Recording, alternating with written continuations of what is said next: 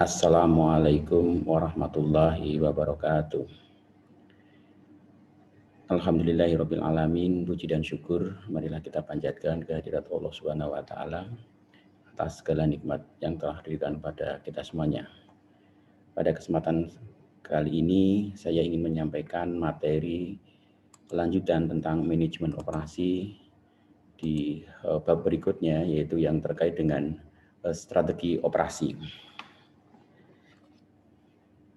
Nah, sebelum kita membahas hal itu, saya sampaikan skema tentang the strategic management process. Proses manajemen strategi itu dimulai dari yang pertama adalah bagaimana membuat visi dari suatu organisasi.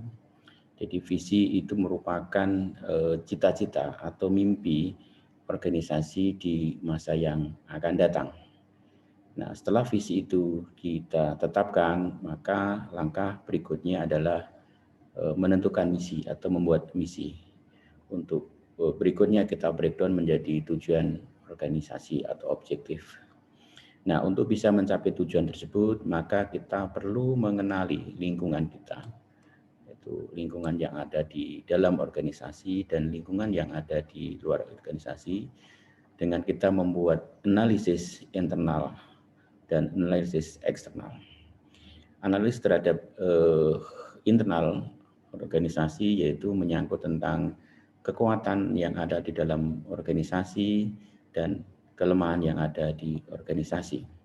Sementara itu di eksternal analisis kita akan menganalisis tentang apa peluang yang bisa kita dapatkan di luar organisasi dan apa hambatan untuk mendapatkan hal tersebut.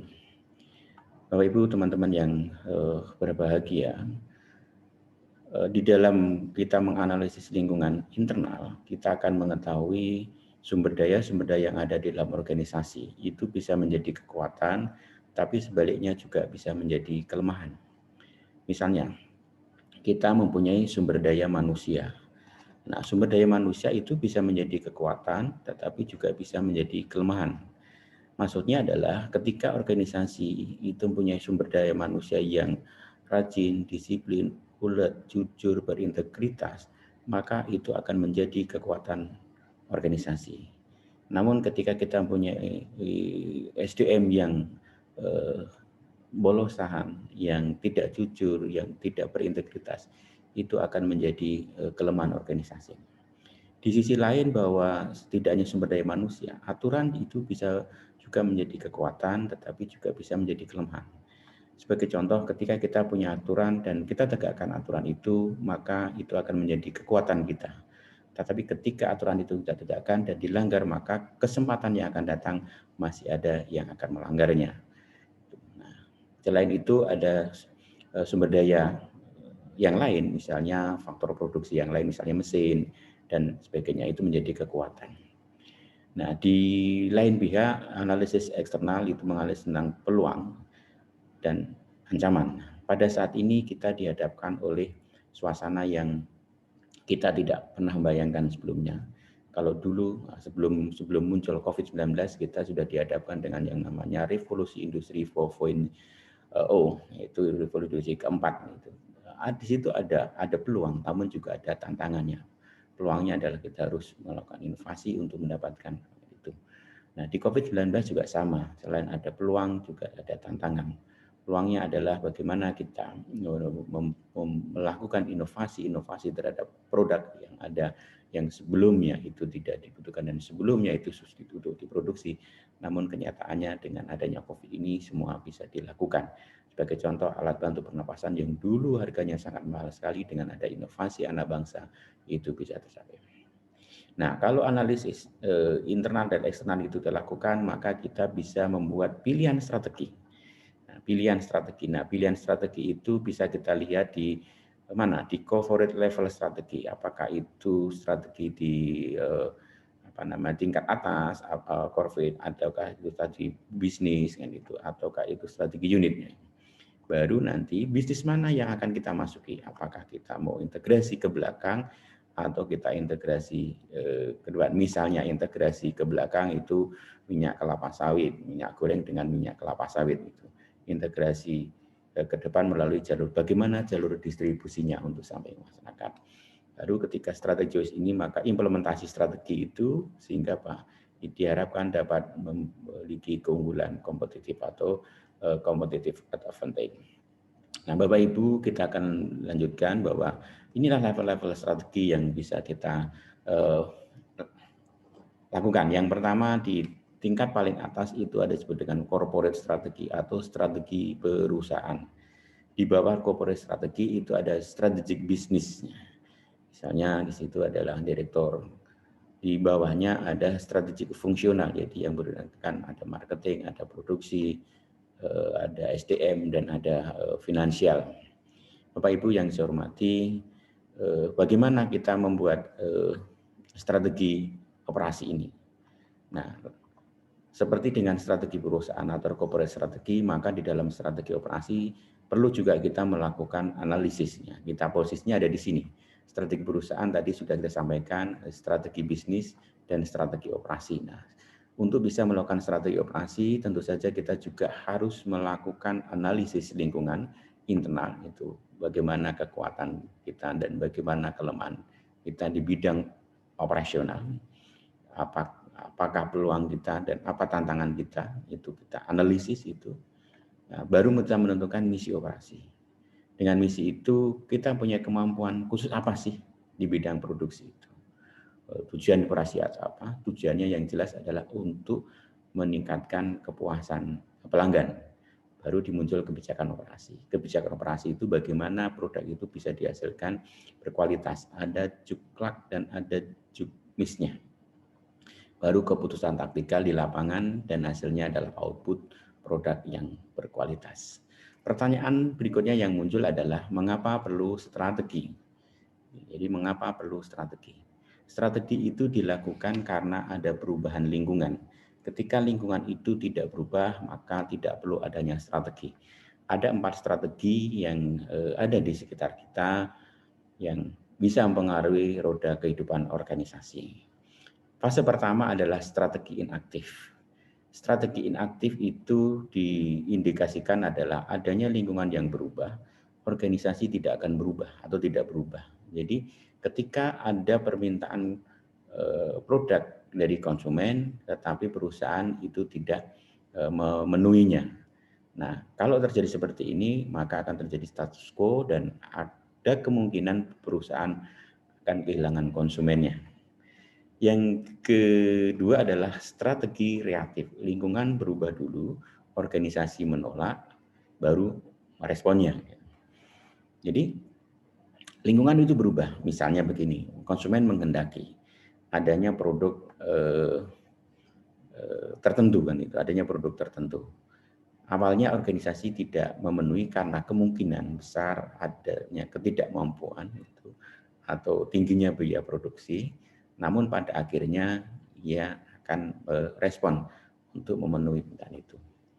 Nah, strategi yang ketiga adalah strategi proaktif.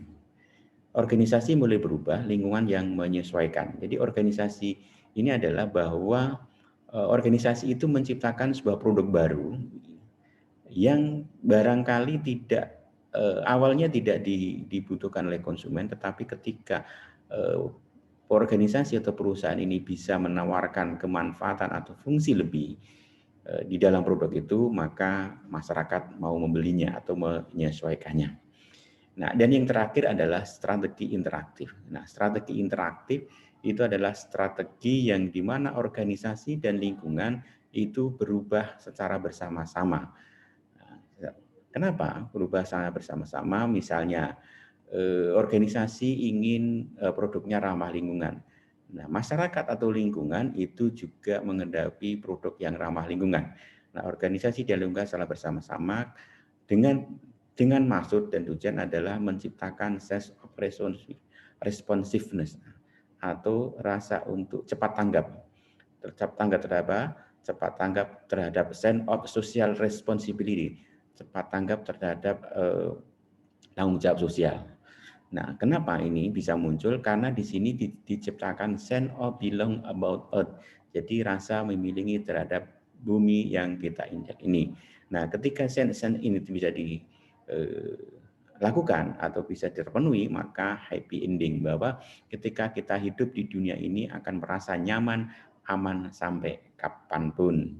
Bapak Ibu hadirin yang saya hormati, dan inilah sekilas bagaimana evolusi desain produk yang ramah lingkungan misalnya. Kita contohkan evolusinya ini. Nah, untuk bisa menciptakan innovation produk melalui strategi operasi ini harus menerapkan pelaksanaan manajemen yang baik. Ada 2 praktek manajemen di organisasi. Saya akan nyampaikan yang pertama dulu, yaitu partial quality management. Di dalam partial quality management, di sini manajer itu selalu diidentifikasikan sebagai bos, dan karyawan itu diidentifikasikan sebagai pekerja atau menggerak organisasi. Bos itu mempunyai peran perencanaan atau fungsi perencanaan, pengorganisasian, dan pengawasan. Sementara karyawan atau pekerja itu fungsinya adalah pelaksana. Garis merah ini adalah garis yang bukan tanpa makna. Garis merah ini adalah garis pembatas antara fungsi pekerja dan fungsi pimpinan. Nah, apa yang menyebabkan kok ini ada batas?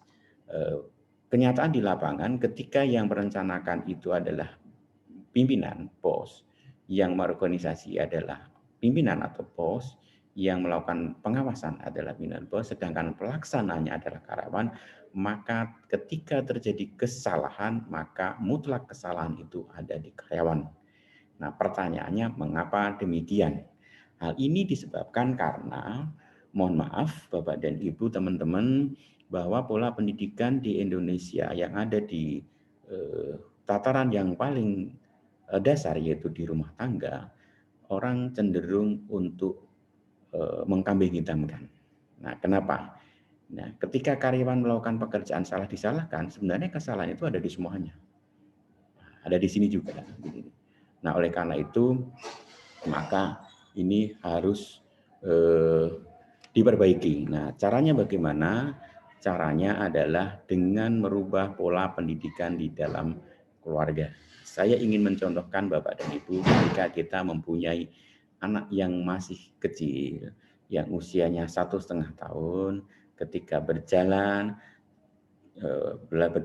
lari dan jatuh, rata-rata anak itu didiamkan dengan cara digendong, dengan cara diberikan permen, dengan cara diberikan iming-iming, dengan cara kodoknya digebuk, dengan cara pintunya digebuk.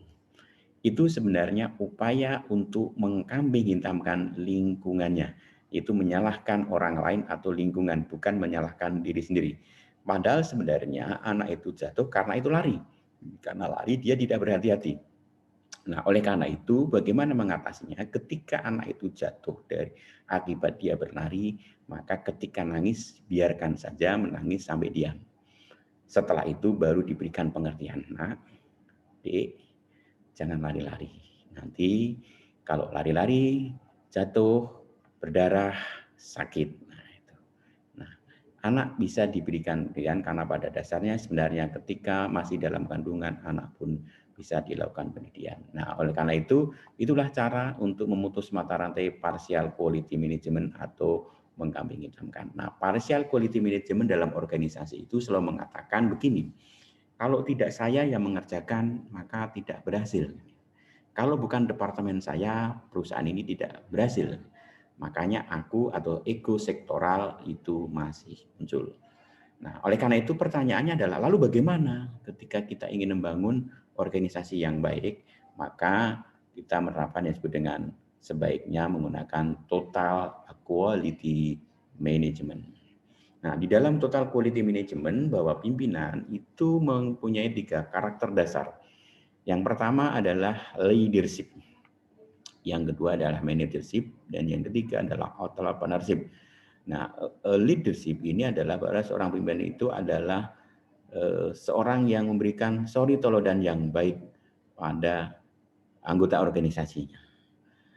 Yang kedua adalah managership, seorang pemimpin itu adalah pengelola yang baik bagi anggota organisasinya.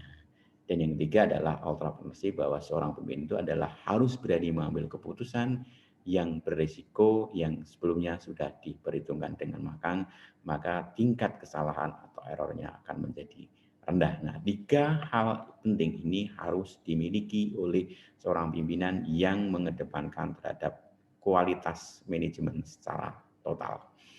Nah, dari sisi karyawan, karyawan itu tidak hanya dianggap sebagai pekerja atau karyawan saja, tetapi dianggap sebagai sebuah tim.